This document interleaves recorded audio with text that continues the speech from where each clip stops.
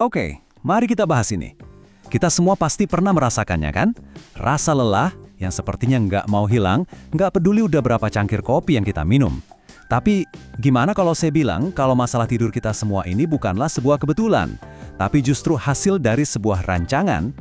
Nah, itu dia pertanyaan yang cukup mengganggu dan ini adalah inti dari apa yang akan kita bedah bersama. Kita akan menyelami sebuah teori yang terus terang cukup liar yang beredar di internet, lalu kita bandingkan dengan data dan sains yang sebenarnya untuk mengungkap apa yang sebenarnya terjadi dengan pola tidur kita. Dan ini bukan cuma perasaan Anda loh, ini data benaran. Menurut CDC, lebih dari sepertiga orang dewasa secara konsisten gagal mendapatkan 7 jam tidur yang direkomendasikan. Itu artinya jutaan orang yang tombol reset otaknya macet malam demi malam. Jadi pertanyaannya adalah, kenapa ini bisa terjadi? Salah satu penjelasan paling aneh datang dari sudut-sudut internet yang, ya, agak gelap. Sebuah teori konspirasi yang mengklaim kalau gangguan tidur massal yang kita alami ini bukanlah sebuah kecelakaan. Intinya begini, teori ini bilang ada semacam dalang, entah itu pemerintah, perusahaan raksasa, atau kekuatan tak terlihat lainnya, yang sengaja merekayasa dunia kita untuk membuat kita kurang tidur. Tujuannya, katanya sih, biar kita jadi lebih penurut, lebih gampang cemas, dan jadi konsumen yang lebih baik. Dan alat-alat yang mereka tuduhkan, wah, ini dia yang bikin merinding. Ini adalah barang-barang yang kita pakai setiap hari. Lampu di rumah kita, notifikasi yang nggak berhenti bunyi di saku kita. Semua ini, menurut teori tersebut, adalah bagian dari skema besar untuk mengacaukan jam biologis kita. Kedengarannya gila, saya tahu. Tapi, sebelum kita langsung bilang, nggak mungkin, coba kita lihat dulu apa kata sains. Oke, cukup spekulasinya. Sekarang kita beralih ke bukti-bukti yang nyata. Daripada mencari dalam misterius, yuk kita lihat ke dalam biologi kita sendiri untuk menemukan pelaku sebenarnya di balik krisis tidur kita. Kunci untuk memahami semua ini adalah konsep yang namanya ritme sirkadian. Anggap aja, ini seperti jam utama di dalam tubuh Anda. Jam ini diprogram untuk merespon sinyal dari lingkungan.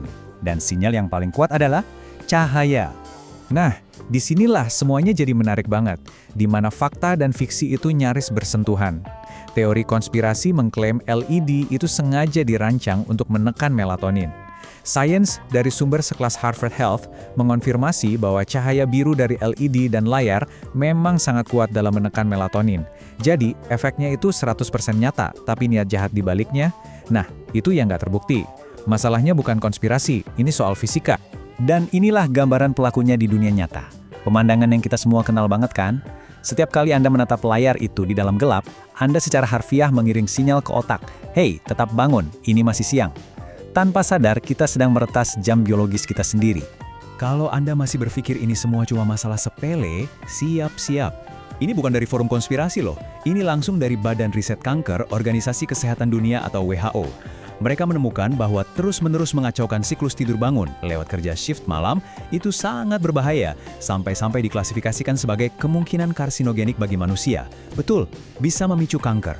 Ini menunjukkan betapa seriusnya gangguan tidur yang sistemik, bahkan tanpa perlu ada rencana jahat di baliknya. Jadi, kalau pelakunya bukan konspirasi, tapi tekanan kehidupan modern, apa yang terjadi ketika tekanan-tekanan itu tiba-tiba hilang? Pandemi COVID-19 secara tidak sengaja memberi kita jawabannya dalam bentuk eksperimen tidur alami terbesar di dunia. Tiba-tiba aja, buat banyak orang, alarm pagi untuk berangkat kerja itu hilang. Perjalanan komuter yang melelahkan berubah jadi sekedar pindah dari tempat tidur ke meja kerja. Struktur kaku dari jam kerja 9 ke 5 jadi lebih longgar. Ini menciptakan kondisi yang sempurna untuk melihat bagaimana tidur kita akan merespons. Dan hasilnya, menurut sebuah studi besar di jurnal Nature, sangat luar biasa. Tanpa tekanan dari perjalanan pagi, orang-orang mulai tidur rata-rata 15 menit lebih larut. Tapi yang lebih penting, mereka bangun 23 menit lebih siang. Jam biologis internal mereka akhirnya mulai menang melawan jam kantor. Dan ini bagian yang paling bikin kaget. Apakah tidur kita jadi lebih buruk? Justru sebaliknya. Hampir sepertiga orang dalam penelitian ini malah tidur lebih dari 20 menit lebih lama setiap hari kerja. Ini bukti nyata, ketika Anda menghilangkan tekanan eksternal dari kehidupan modern, tubuh kita secara alami tahu apa yang harus dilakukan, yaitu tidur lebih banyak. Jadi, kesimpulannya begini, misteri ini terpecahkan. Pelakunya bukanlah sebuah konspirasi jahat. Pelakunya adalah sistem tempat kita hidup, ekonomi 24/7, budaya yang menuntut kita untuk selalu aktif, dan kota-kota yang tidak pernah tidur, yang pada dasarnya sedang berperang melawan biologi purba kita. Oke, kita sudah mengidentifikasi masalahnya.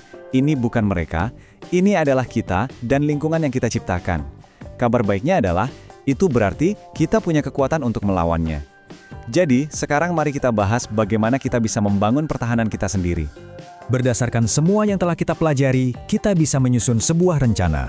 Untungnya, para ahli kesehatan tidur telah memberikan kita peta jalan yang jelas untuk diikuti.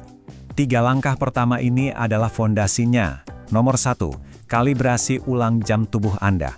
Caranya, dapatkan cahaya matahari alami di pagi hari. Nomor 2, kasih sinyal waktu tidur untuk otak. Hindari cahaya biru buatan di malam hari. Dan nomor 3, ciptakan ritme. Buat jadwal tidur yang konsisten sehingga tubuh Anda tahu kapan harus bersiap-siap istirahat. Selanjutnya, kita lakukan penyesuaian kecil tapi penting. Selaraskan seluruh jadwal Anda, waktu makan dan olahraga dengan siklus tidur Anda. Stop stimulan seperti kafein setelah makan siang. Dan jika ada perubahan besar yang akan datang, seperti perjalanan jauh, mulailah menyesuaikan diri lebih awal. Kasih tubuh Anda kesempatan untuk beradaptasi. Jadi, pada akhirnya, inilah kebenarannya. Memang ada eksperimen tidur yang sedang berlangsung. Tetapi, subjek dan ilmuwannya adalah Anda. Setiap malam adalah kesempatan untuk mengubah variabelnya. Jadi pertanyaannya sekarang, perubahan apa yang akan Anda mulai malam ini juga?